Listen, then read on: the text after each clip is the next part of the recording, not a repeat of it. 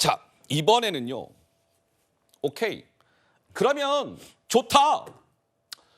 이화영 씨가 수원지검 안에서 자꾸 본인이 술자리 파티가 있었다라고 주장을 하는데 그 부분과 관련해서도 뭔가 이화영 씨 측의 주장의 뉘앙스의 톤이 좀 바뀌고 있고 그것과 관련해서도 이원석 검찰총장은 또 한마디를 했습니다.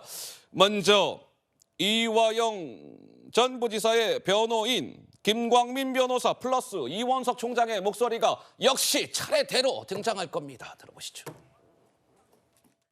김성태가 취하게 마셨다는 얘기죠. 법정에서 종이컵에 담겨 있는 게 술인지 어떻게 알았냐? 그러니까 입에 갖다 대니 술 냄새가 나서 알았고 내려놨다. 이렇게 얘기했습니다. 김성태가 그렇게 됐다라는 걸로 이어갔는데 그거를 이화영이 그렇게 마셨다는 걸로 보도가 된 거죠.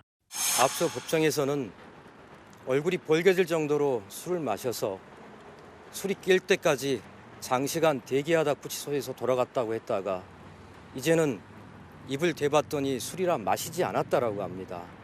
도대체 술을 마셨다는 것인지 술을 마시지 않았다는 것인지 알 수 없습니다. 거짓을 말하거나 공격한다고 해서 있는 죄가 없어지지도 않고 있는 죄가 줄어들지도 않고 형사처벌을 피할 수도 없습니다.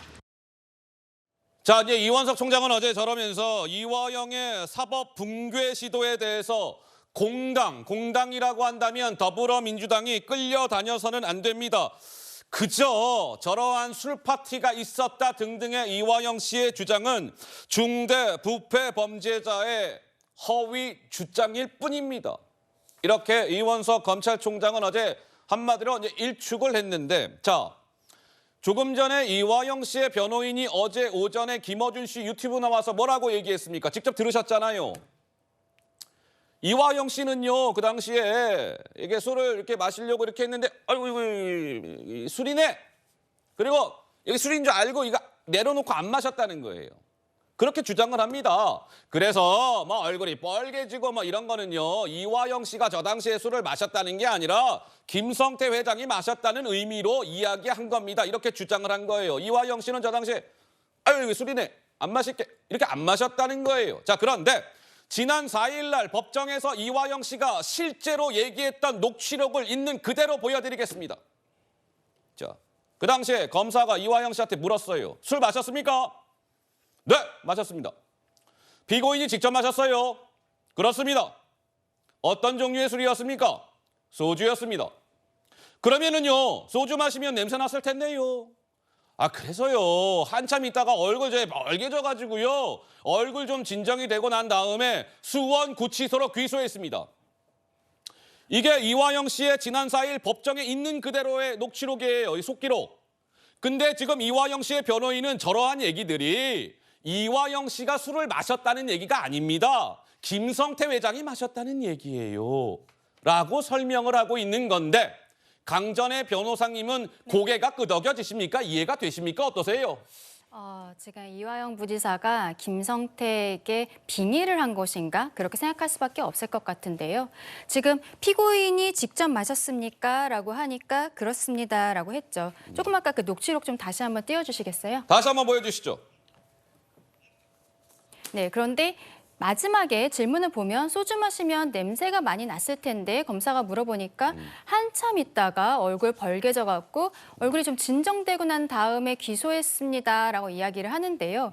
그렇다면 앞에서 이야기했던 피고인이 직접 마셨습니까의 주어는 이화영 본인이었는데 왜 마지막에는 냄새가 많이 났을 텐데 여기에 있어서의 주어가 지금 김성태라고 이야기하고 있는 것 아닙니까? 그렇게 주장하고 있는 거죠. 지금 이화영 피고인의 변호인은 지금 그렇게 주장을 하고 있는데요.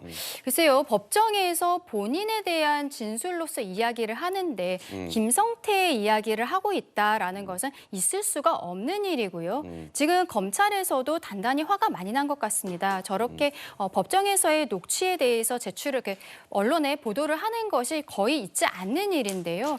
여기에 대해서 지금 김광민 변호사와 이화영 피고인이 다시 한번 구체적인 부분들에 대해서 이야기를 해야 될 것으로 보이는데 예. 이게 국민들 입장에서도 보기가 어렵고 지금 이화영 피고인 같은 경우 또 수형 일지를 매일같이 쓰고 있던 사람이거든요. 그렇기 예. 때문에 거기에 있어서도 그 수형 일지 안에도 술을 마셨다는 얘기가 없다라고 지금 언론에 보도가 되고 있는데요. 예. 여기에 대해서 믿을 수 있을 것인지 참 의문입니다.